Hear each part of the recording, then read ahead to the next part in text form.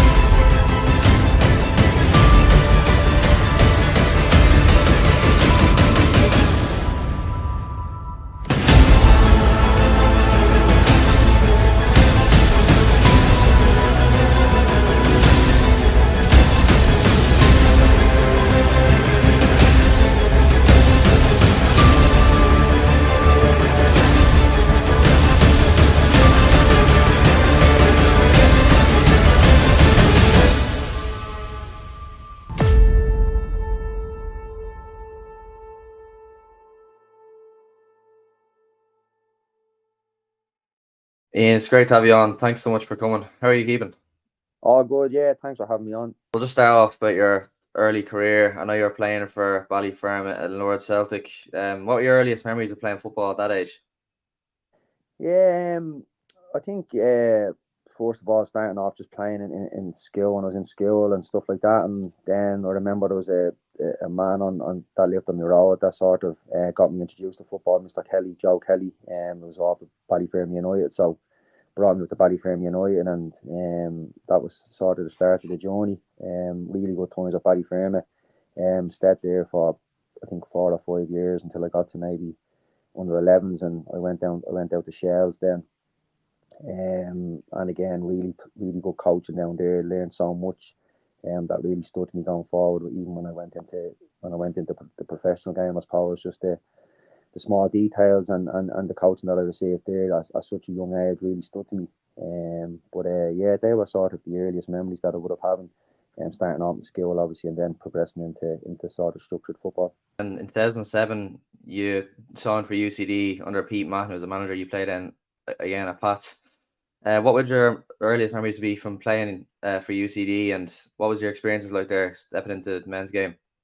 Yeah, no, it was brilliant. I think I had gone on when I left school. I had gone on to the FAI Force course, and I had done that for the year. But in the meantime, I think it was the very first pro license in this country, and all the managers in the League of Ireland were on it, I suppose, and we were the sort of what you call the guinea pigs. We were the ones that they were sort of coaching, but and I done really well there, and there was a bit of interest then from a lot of clubs in the League of Ireland, and I suppose I spoke to quite a few of them, and again, just Pete Mann, he told me that he put me straight in the first team, and I sort of trusted him. And listen, again, a huge influence on my career, I suppose. And he wasn't lying straight into the first team at 17, and again, just kicked on from there. But that was a great time. Again, a lot of young players there. Again, really good coaching, and a great start to put me in. There was no pressure on you. You just go out and play. And we played some lovely football, and yeah, again, just a really enjoyable time. Do you feel like it was a massive step up for you, or do you feel like you were very comfortable at that level when you were playing? I thought I felt very comfortable. Again, nervous going in, didn't know what to expect. I had a couple of friends that played in it was the under 21 league at the time. I had friends that were a couple of years older than me, and they would have playing. I think one of them played for Pats, one of them played for Bray, or Bow, sorry. And I would have gone and watched them, and I would have watched a couple of first team games. And listen, when you look and you can say, "Oh, I could play at that level," but no, I did. I when I went out training and stuff like that, it took me probably a week or two to get going, or a couple of weeks to get going. But I did. I felt really comfortable at that level, and again, I just really enjoyed it. Ronaldo's when he just joined Real Madrid. What was that like playing against someone like that? It must have been unbelievable. Yeah, it was brilliant. But again, I was only young. I think I was 19, 20 at the time, and again, it was just like another game, I suppose. It was obviously the build up and the media and the whole lot, and I think they built another stand, I suppose, a temporary stand to get more people into the game. But yeah, it was unbelievable. I remember the dressing room before, and like Michael's going around giving you a job in set pieces, and like pick up Pepe, pick up Ronaldo, pick up, just go, Jesus Christ, like. And then standing in the tunnel, going out, walking beside them and stuff like that. You're just looking, going, Jesus, what? But again, once the game kicks off, it's just another game of football, I suppose, and just a really enjoyable experience, I suppose. And as I said, as a young lad, it was brilliant. Again, no fear. You don't even think. You just go out and you just play, I suppose, and a brilliant experience. Yeah. And you know, like when you play against someone like Ronaldo, like what is it that really sets him apart from other players? Like, is it technical, is it physical attributes, or what is it? I think it's all that. It's all that and more probably. I remember one stage there was a ball that Doyag played. I think Marcelo or something could have played it from left back at Doyag, and I was going up to try and head the ball, and he's coming taking it out of the air on his chest like a foot over me, like, and I'm going to head the ball. That's one thing I remember. I know it's not silky or anything like that, but just like the athleticism, and I suppose, and again, yeah, they're just different level. I suppose they think quicker. They're obviously technically excellent, and yeah, no, it's just a great game to be a part of. And then playing against world class players, I suppose it's testing yourself against the best, and we done well in fairness in the game. I think we got beaten 1-0. Benzema scored in the second half, and yeah, no, it was a brilliant experience, and one that I really enjoyed. And I know a few years ago, then you played in Richmond against Chelsea. What was that like? Obviously, there was a few top players playing that day too. Yeah, that was a good out game. Yeah, I enjoyed that actually. We actually played well in that game. I think we hadn't been doing too well, I think, that season. But when we played, I think when you play against the top teams, it's not as hectic as a League of Ireland game where it's they sort of let you play as well. Like, and I thought we played quite well, especially first half in that game. I know I think we got well beaten, like, but a lot of young lads got game time there, and yeah, no, that was an enjoyable game, to be fair. Like, in terms of football, and like, thought we kept the ball quite well. We had some decent passages to play in the game, from what I remember. And but again, as you say, like, you're playing against like world class players, and it's brilliant to be able to test yourself against them players, albeit in a friendly, and they're probably not going full throttle, but it's brilliant to be able to play against them. I suppose, yeah. Then going back to obviously when you joined Pats, it was Pete Mahon again who brought you into the club, same as he brought you into UCD. What was it that made up your mind to join Pats at that stage? Well, obviously Pete, I think, was probably a big part of it. Pats is obviously my local club as well, but like, just because it's your local club, it doesn't, like, again, it's like, how would I put it? There's obviously pressure then that like, I'm the local player, and like, it could go one way or another. It could, like, if it didn't go well, like, I'm the local lad, that probably get a bit of stick and or whatever like that. But no, it was probably Pete Mann more so than anything. That would have brought me to Pats. And once I got there, then listen, once you get there and you're in the club, and you feel the family like atmosphere, the people that are around the place, it's just, you don't want to leave, I suppose. And that's the way I felt when I went in there. I suppose Pete was the one that attracted me to it. But then once I was in there, like, I didn't want to come out, I suppose. And what are your memories from that first season? It was 2010. I remember you scored against Rovers at Tala in a Yeah, 2-0 win. that's probably the biggest memory there. So I remember, I think it was the second game of the season, and we played up in Tala, and I remember we got a free kick. I think Dave McAllister would have been fouled, and I was on the free kicks, and I suppose I put it in a good area, and it went all the way in and beat Alan Manis. And then I remember just going mad. I think it was probably only my second goal in League of Ireland. I think I only scored one goal at UCD, and then that was my second goal. So yeah, I just went to wild celebrations. I think we ended up going on winning that game 2-0, and yeah, it was brilliant. Great group of lads that year as well. I think from most of my career at Pats, I've always been surrounded by great lads, and I've made some great friends through the years. And that's probably one thing that year we had a great close group, and some great times. And I think we qualified for Europe that year, if I'm not mistaken. And we probably overachieved, maybe, because people probably didn't think we were that good or whatever. But we had some great people, like Derek Pendle played there, I think, in that team. Conor Kenna would have been there. So really good players that had brilliant careers in the League of Ireland, I suppose. And yeah, no, it was a really, really enjoyable year. Yeah. And then 2012, then 2 years later, was obviously a really good year for yourself. You got Player of the Year for Pats. You got on the Team of the Year. reached the cup final. Obviously, unfortunately, lost that one. But what are your memories of kind of those first couple of years at Pats? Like, must have been a really enjoyable time for you. You're doing well. Yeah, I probably like in 2012, like I signed for Pats in January, middle of January, I think it could have been. Back for Pats when, because obviously Pete was gone and Liam took over, and Liam brought a lot of his own players in. And I hadn't heard anything, and I had been training with Monaghan. Went up to train with Roddy's Monaghan. Had met Sean McCaffrey and Darius Kearns for Dundalk. And sort of like I was at a crossroads in my career at that time, and who knows what way I would have went. But I remember getting a phone call off Liam in the middle of January, and um, he obviously wanted me to sign then because he lost out on another player. Listen, I'm not stupid enough to know that. I'm not stupid not to know that. But so I sort of had the bit between my teeth going back, and I said to myself, I'm going to show like exact, because I probably didn't do enough maybe to I don't know, but I said I'm just going to show, like, so I went back with the bit between my teeth, and I just took off, and I was like, without being big headed or anything like that, but I was really really good that year, and I felt like I was having a huge impact in a lot of the games from left back. And but again, it was again really enjoyable year, as you said, team of the year and player of the year for Pats, I think, that year. And being in the cup final, obviously disappointing, but I knew what we were building, and once we kept what we had, and maybe added another little bit of quality, I knew we would go on and be successful then. Yeah, so obviously that leads into the next season then, where you win the league. Like, there was a title race with Dundalk that was going on the whole season, but did you always feel like you had the quality and the consistency to actually go on and win the title then? Yeah, definitely.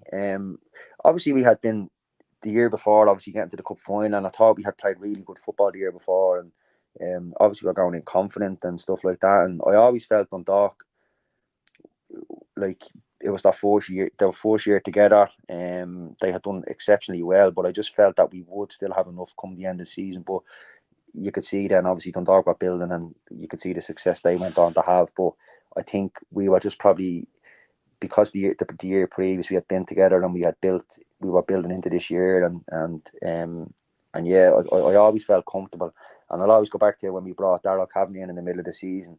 I think he gave us that extra bit of energy, that extra little bit to help us off the pitch. Brilliant lad and real energetic, and on the pitch then he was he's exceptional for us. Scored some really good goals, and I think for me that was the sort of little bit that we needed, maybe especially in I always think in the June July transfer window. I think you'll always need to bring something in just to freshen things up a little bit, just to, as I said, whether it's on the pitch, off the pitch, whatever it might be, just to give lads that extra little bit.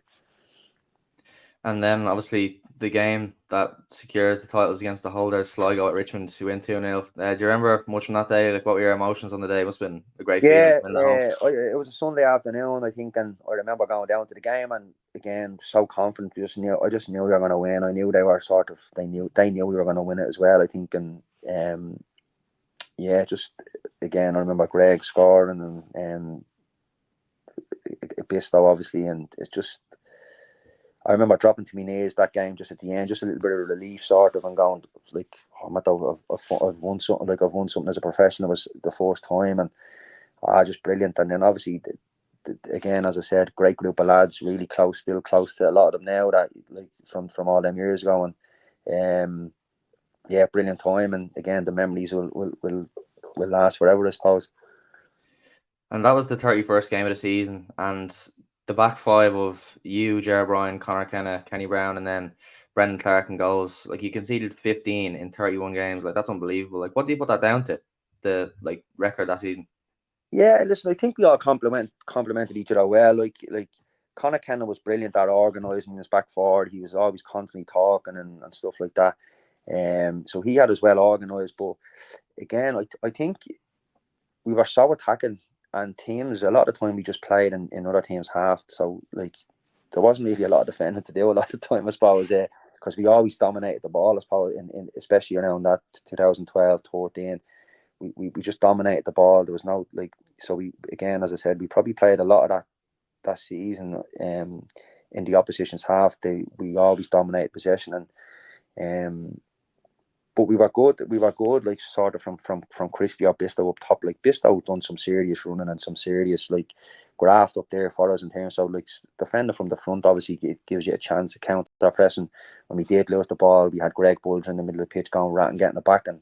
And I think it was a collective effort, I suppose. But again, we were just like as I said, we complemented each other well, and we were solid. We had a good goalkeeper in behind us, and just really some top players. Listen, you have to, that's ultimately it, top players. But again, as I said, we complemented each other well. But like top defenders, two best centre backs in the country, two me and Jerry probably got in team of the year that day, and two of the best full backs in the country, I suppose. And I suppose that says it all. Well, that season there wasn't actually many players who had won a league title before that. Like, where do you think that winning mentality comes from? Do you feel like it's just within the group, or is there certain players that are really driving you on during the season? I think it was just within the group. There was no players really that stood out and was sort of. It was just a collective. Like as I said, we all got on really well, and we were just going and playing football and enjoying our football, and like looking back, like we were really good. Like, and we, as I said, we dominated most games, and it was so enjoyable to play in that team. Just so enjoyable to just free flowing football. It was just like I was just literally constantly attacking. As I said, like I really had to defend that year. I was just constantly attacking. I'm just pushing teams back, and just so enjoyable. And again, I don't think it was any certain person that would have drove it on. Like it was just within the group. Again, we just going out playing football. Like obviously, Killian might have been the only one that maybe had won a couple of trophies or had been successful before that. But no, I think it just came from within the group. And again, as I said, we knew how good we were, and confidence. And then obviously the following season, first time in 53 years, the club wins the cup. Do you remember, like in the lead up to that game, for you were still a young player at that stage. Like, was there a lot of nerves and stuff, or what was the kind of build up like? No, not really. Like we had played 2 years previous against Derry in the final, so like any nerve.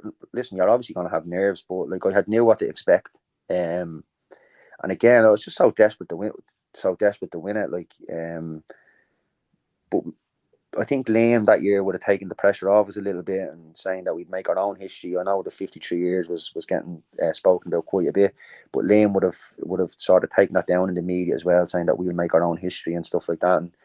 And just like people would say, but I remember just going in, and again, like the 2014 we played Sligo, I was just so confident that we were going to go and win it. Like we were going to get over the line. Like we had the quality. And then it's only when Christie goes around Jared Doherty the second time that really sinks in that you're going to win it. But I don't really remember much about the game, to be quite honest. Obviously, I remember the goals that Christie scored. I still sometimes stumble upon them now. And Brian Kerr's commentary and stuff like that.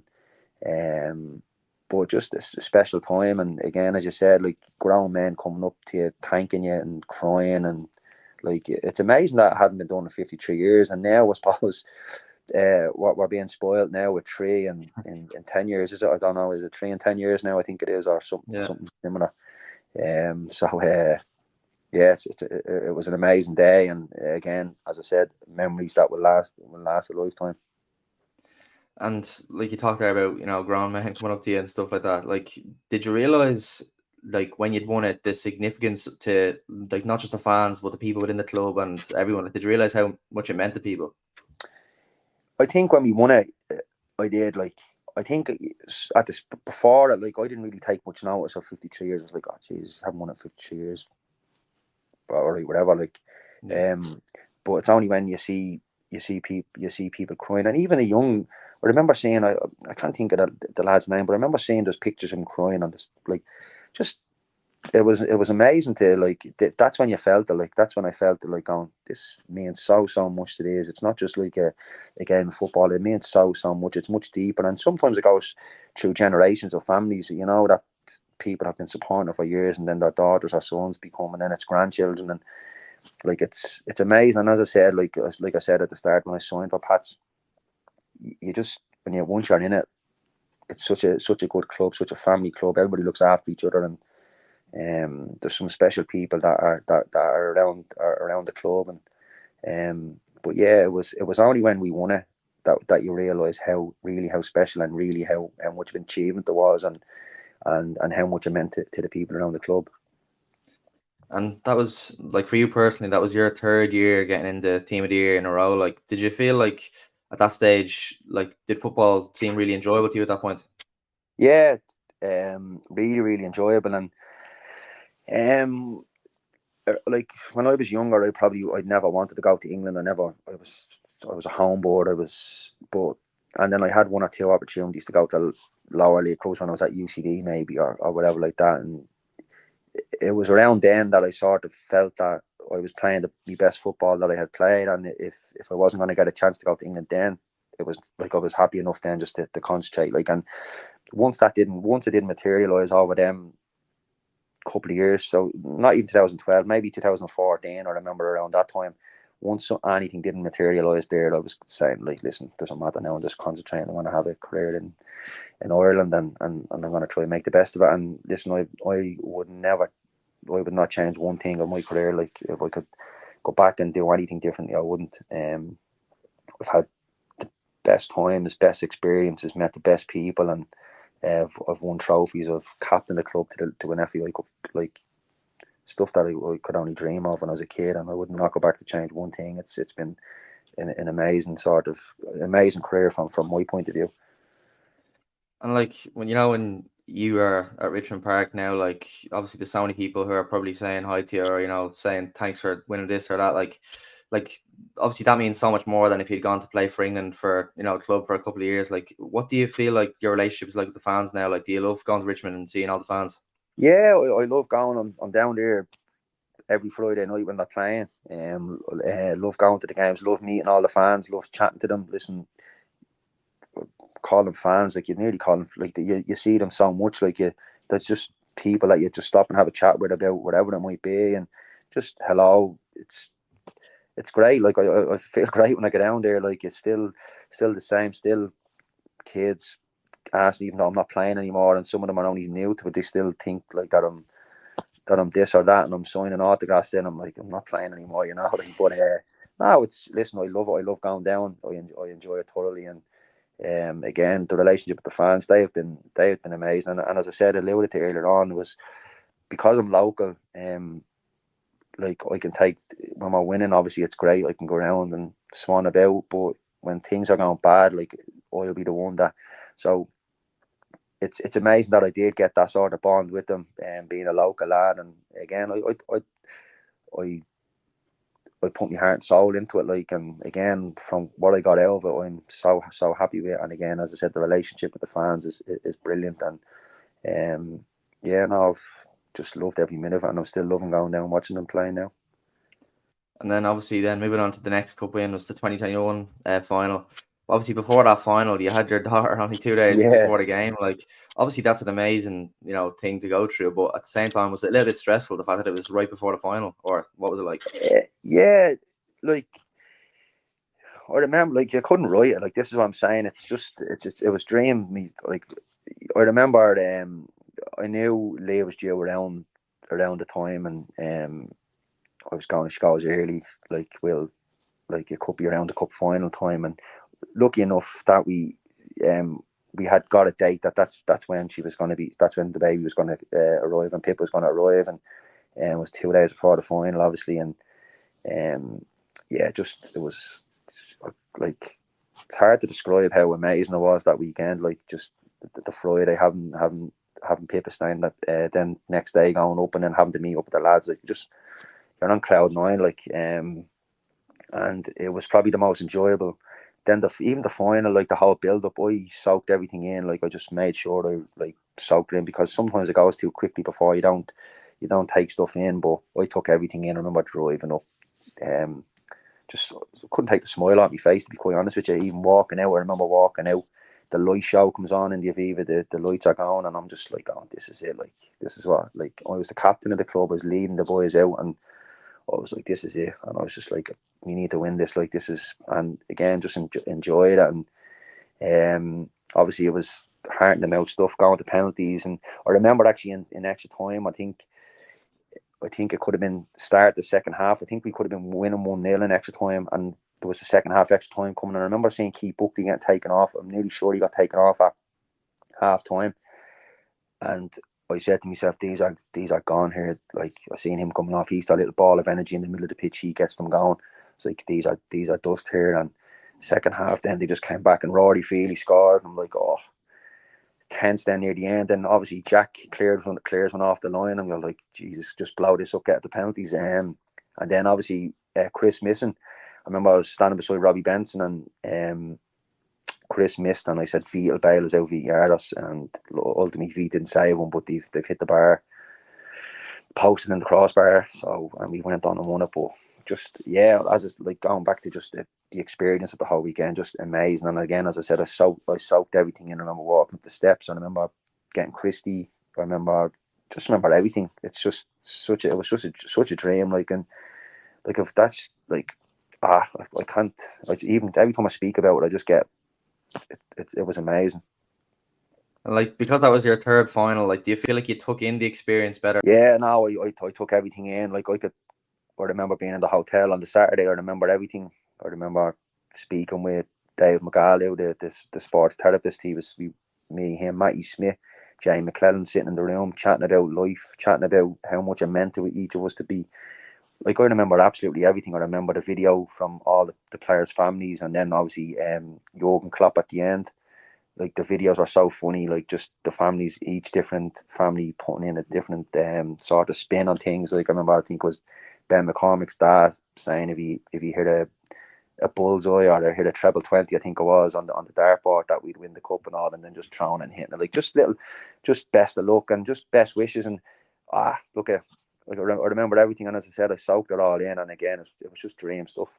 It's obviously such a significant thing, being only the third captain of St. Pat's to win the cup. Like, did you kind of realise how much of a big deal that was now? Like, obviously you're going down in history with that. Yeah, again, like I knew obviously I was captain of the club. I knew Jer had done it, and then there was only one previous. I knew that there was only a small select few of us that was going to do it. Like, and listen, hopefully now Joe has added himself to that list, and hopefully there can be more over the year. But just to be the third captain to do it, like, was special. But listen, if I had it in the 100th captain to do it, it doesn't matter. I done it, and like, no one can take that away from me. Like, it's just, again, I keep saying it was just dream stuff. And every time I think about it and I talk about it, I just get a little bit. It's just amazing. It was, yeah. It was a bit of a nervous occasion going to penalties. Like, I can't imagine what that must be like. Like, there's nearly 40,000 people in the Aviva watching, people step up taking penalties. Like, what is the actual emotions like of that in the moment? Like, I think I was way down the list. I was struggling with an Achilles injury all season, and I was struggling near the end of that game, and I wasn't going to take a penalty until near the end if it went that far. But I was so nervous when the lads are taking the penalties. Like, it was just so nerve-wracking. So I can't imagine what it was like when you're walking up. Like, I didn't get the chance to walk up, but to take a penalty, but like 40,000 people, and like, yeah, the cup is on the line. It's like, it's not friendly. It's like, and it's very, like, obviously Tariq Wilson and Wardy missed, like, it. So I can't imagine how they felt, like how much it affected them, like, because it's so. But it's bravery as well. You've got to give it to anybody that does it, like, to go up and take a penalty. It's very, very brave of them to do it. And again, someone has to be the villain, I suppose. And it's. But just thankfully that we got over the line. But it's so nerve-wracking, even when you're not, like, I didn't get to take a penalty, but just watching the lads going to take a penalty, just praying that they put it away. The tenets of that, and then this year is a record breaking again, only 2 years later. Like, what do you think it is, the kind of massive growth in the last couple of years in the League of Ireland? Like, what do you think it's down to?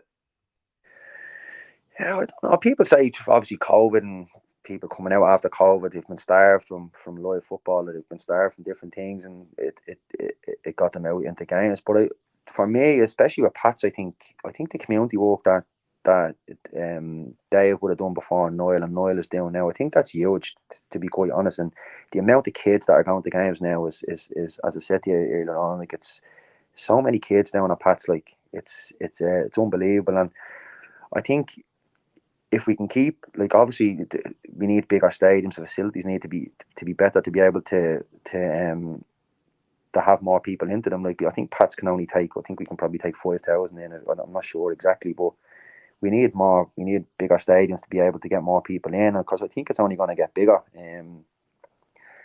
And yeah, it's exciting, I suppose, to be involved in the League of Ireland at the minute. But again, as I said, if we want to keep evolving and keep growing, like, facilities definitely need to get better. Like, but again, it comes down to funding, comes down to different things. Like, so, but hopefully we can start growing over the next couple of years, and again, as the facilities get better, I'm sure that the crowds will keep coming, and it'll be a proper industry then in this country. And I just want to touch as well on your experiences in Europe. Obviously, you've had some great runs with Pats in Europe over the years. What would be your best memories from playing in Europe? Probably the Champions League game. It's the only time we played, and we played Legia Warsaw away, and we were a minute or so, or 2 minutes away from picking up a memorable win, and we ended up drawing 1-1 and brought them back to Tala, which, playing for Pats is a bit of a stickler, I suppose. Every time we bring any team back there, we sort of don't perform, or it doesn't suit us. Where I think Richmond is so tight, it's a leveler really. But that probably would have been a big one for me. It would have been a really good game to be involved in over there, especially we played really well and it was a proper game of football.